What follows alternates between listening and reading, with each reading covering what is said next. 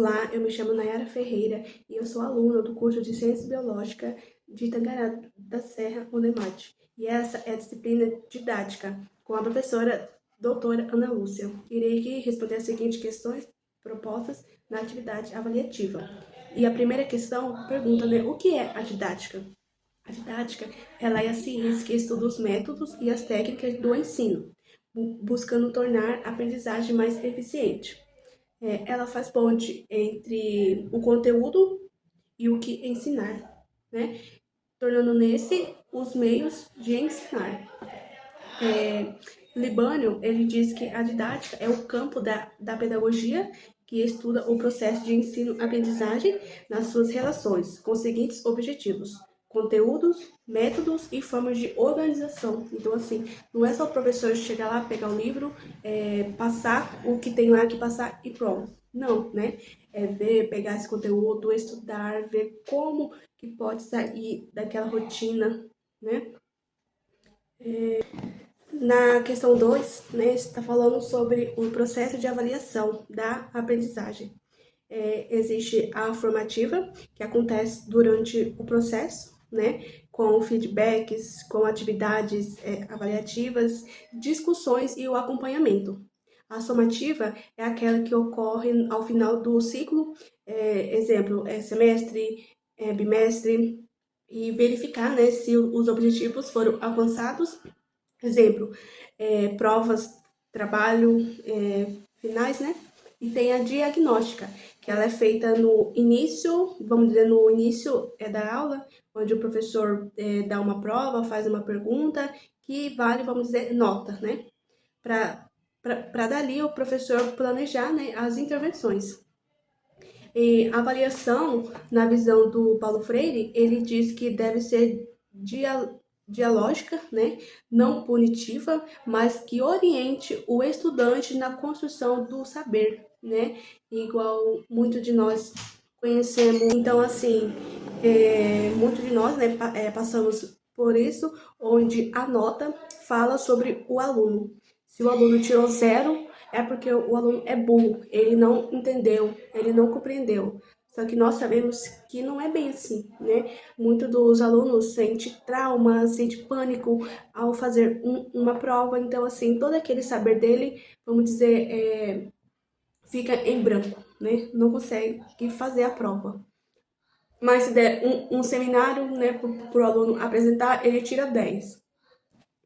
E a terceira questão, né, é sobre a interdisciplinaridade, que ela é uma interação de diferentes disciplinas para compreender um tema de forma mais ampla, né? Exemplo, o professor passa um trabalhinho, aí o trabalho é livre, então o aluno escolhe, vamos dizer, vários temas sobre geografia, que é na disciplina de história, entendeu? Então tudo isso fica junto.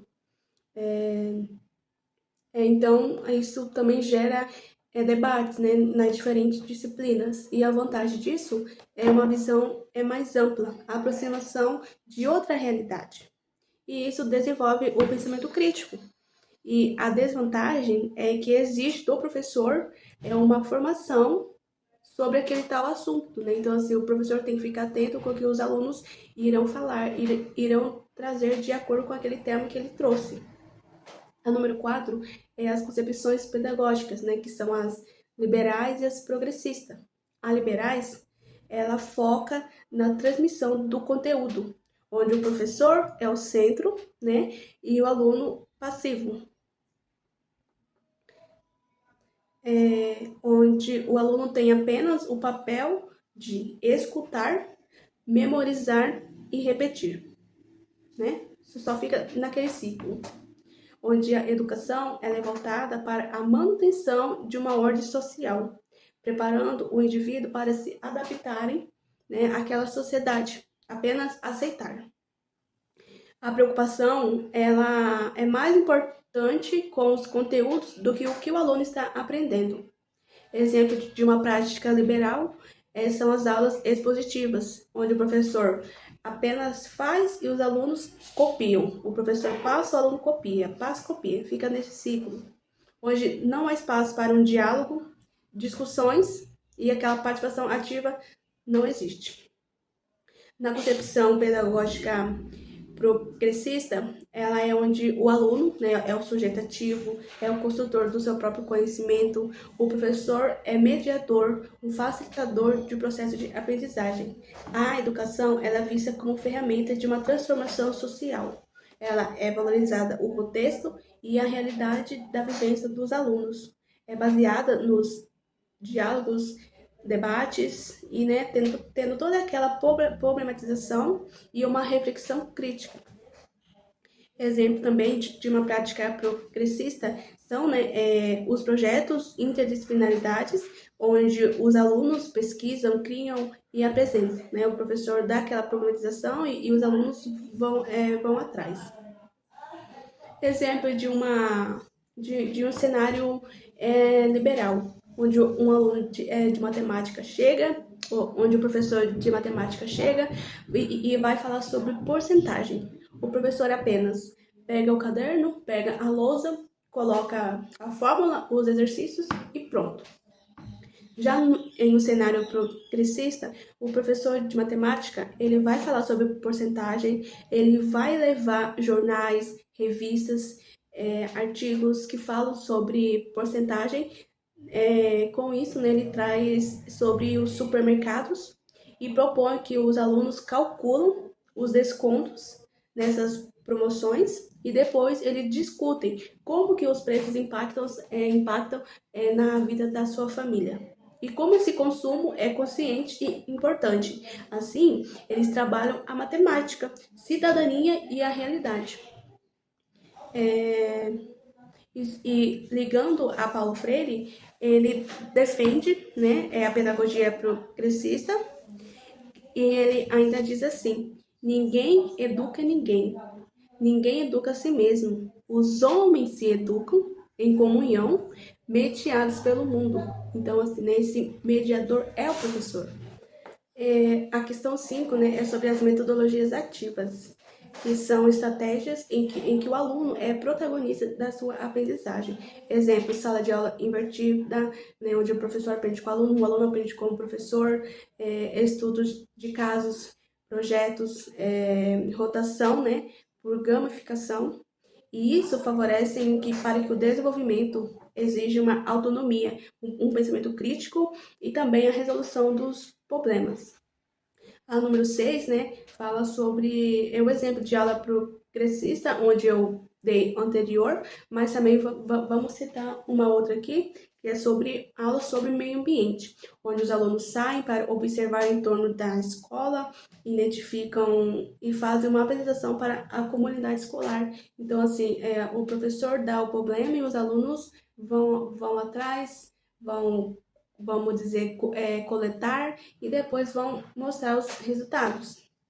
Com isso, o professor é o mediador e os alunos são os protagonistas. Então, o professor apenas senta e vê essa apresentação deles.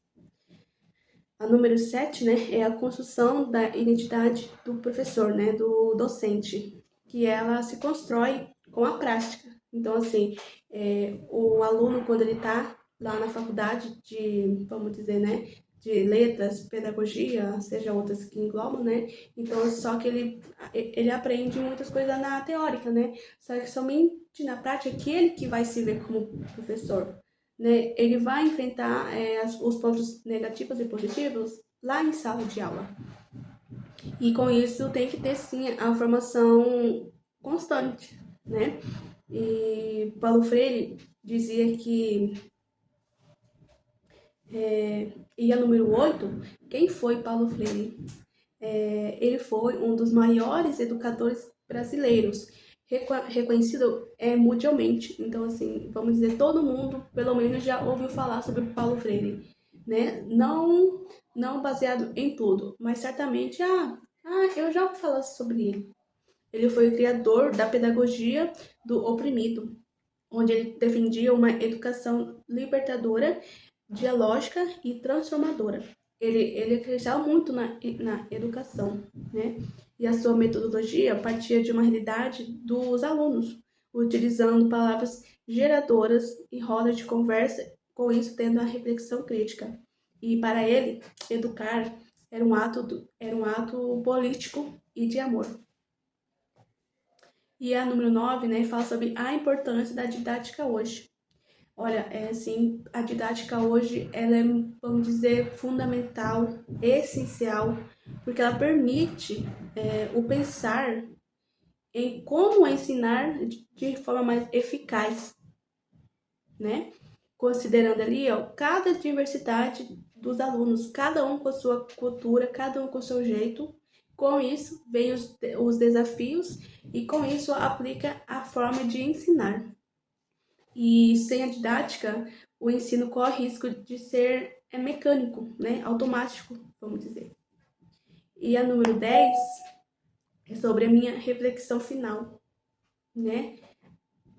Com tudo isso que eu disse, hoje em dia ser professor é muito desafiador e nem todos estão preparados para isso, né? Então, assim, não é só gostar, tem que ter o dom, tem que ter o amor para ser professor. E eu, vamos dizer, depende sim, depende não de ser professora, porque se for para mudar o mundo, né? Se for para mudar as coisas, né? Eu aceito esse desafio, porque sem o professor, né? O mundo não é nada. Então é isso.